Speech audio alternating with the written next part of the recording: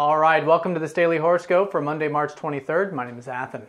Okay, so we're coming off of a weekend, perhaps of uncertainty, perhaps of figuring some things out, some spiritual reflection, and going with the flow, hopefully to some degree. But things are definitely shifting into a much more energetic week starting today on Monday. We have the moon in Aries all day, continuously from Sunday. We have Mars going into Aries today, midday, for those of us in America. And Mercury slowly starting to get close to a conjunction with Chiron. But the moon is forming some nice aspects too. So overall, a very nice day in the astrology.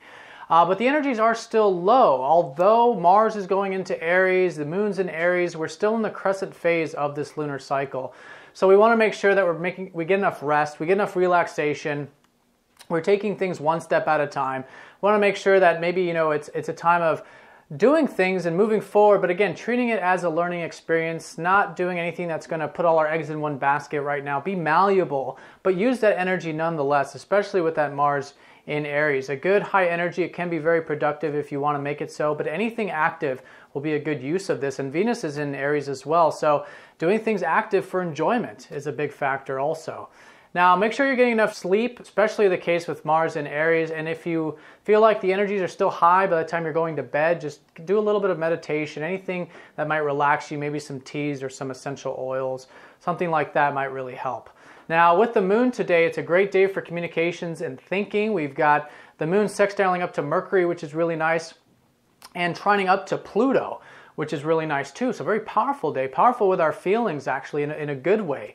I think today, coming off of this very uncertain spiritual time of that solar eclipse in Pisces, we're feeling like we can actually step into our power now. We can make change. We've learned a lot during that whole Uranus-Pluto square. We went into a very spiritual time, a very nebulous time, and now we're slowly this week coming out of it. And this is definitely the beginning of that. So all in all, I think a great day for teaching, writing, sharing, communicating, letting go of some old feelings, of some old things that aren't serving you anymore. With that Pluto energy, be willing to look at yourself very objectively. If you still feel a little bit wounded and a little bit healed, or unhealed rather, that's perfectly normal with the conjunction between Mercury and Chiron.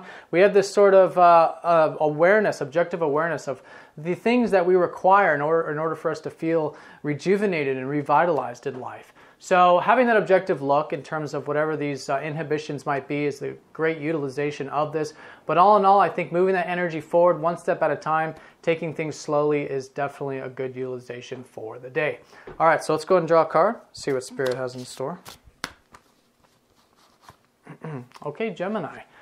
Well, no planets in Gemini, but maybe this is a reminder to treat life as a learning experience because that's exactly what Gemini is about.